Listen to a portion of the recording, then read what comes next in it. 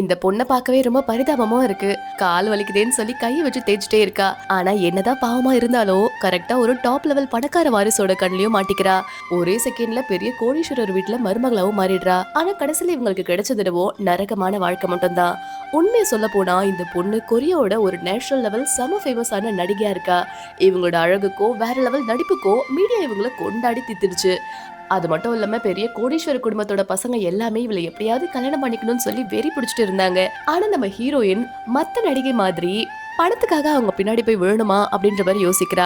பணத்தை விட ஒரு நிம்மதியான சோல்மேட் கூட வாழ்றதுதான் முக்கியம் அப்படின்ற மாதிரி ரொம்பவே கனவு கண்டுட்டு இருந்தா. அப்படி இருக்கும் போதுதான் எதிர்பாராத விதமா அவனை பார்த்ததுமே கொஞ்சம் அட்ராக்டிவாவும் ஹேண்ட்ஸமாவும் இருக்கிறதுனால இவளுக்கு அவனை ரொம்பவுமே பிடிச்சிடுது. அதுக்கப்புறமா 2 பேரும் சேர்ந்து கொஞ்சம் டைம் ஸ்பெண்ட் பண்ணும்போது அவனோட சிம்பிளான குணமோ மத்தவங்க கிட்ட அவன் காட்டுற அன்போ இந்த பொண்ணு ரொம்பவுமே கவர் பண்ணுச்சு. கடைசியில அவன் ஒரு பெரிய கம்பெனியோட வாரிசுன்னு தெரிஞ்சும் கூட இவன் பணத்துக்காக ஆசைப்படல, என் மேல உண்மையா அன்பு வச்சிருக்கான்னு சொல்லி நம்பி தாம் பண்ண சத்தியத்தை மீறி அவனையே கல்யாணமும் பண்ணிக்கிறா. ஆனா கல்யாணத்துக்கு அப்புறமா தான் தெரிய வருது, அவங்க நினைச்ச மாதிரி ஒரு ஏஞ்சல் மாதிரி இருக்கிற அவளோட ஹஸ்பண்ட் உண்மையில ஒரு சாத்தா வேஷம் போட்ட வில்ல அப்படின்றது.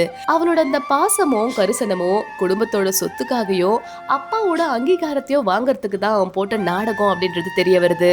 கடைசியில இந்த கல்யாணமே ஒரு பகடக்காய் தானே தெரிஞ்சுட்டு ரொம்பவுமே லேட்டா ஏமாந்து போய் அவனோட வலையிலயும் மாட்டிட்டு முழிக்கிறா.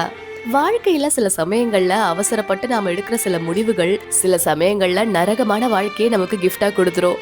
வெளிப்புறமா அட்ராக்டிவா இருக்கிற ஜொலிப்பை பார்த்து நம்ம மயங்கிறத விட ஒருத்தரோட குணத்தை புரிஞ்சுட்டு அவங்க கூட சந்தோஷமா வாழ்றதுதான் புத்திசாலித்தனம். உங்களுக்கு இந்த வீடியோ பிடிச்சிருந்தா மறக்காம லைக் அண்ட் சப்ஸ்கிரைப் பண்ணிக்கோங்க.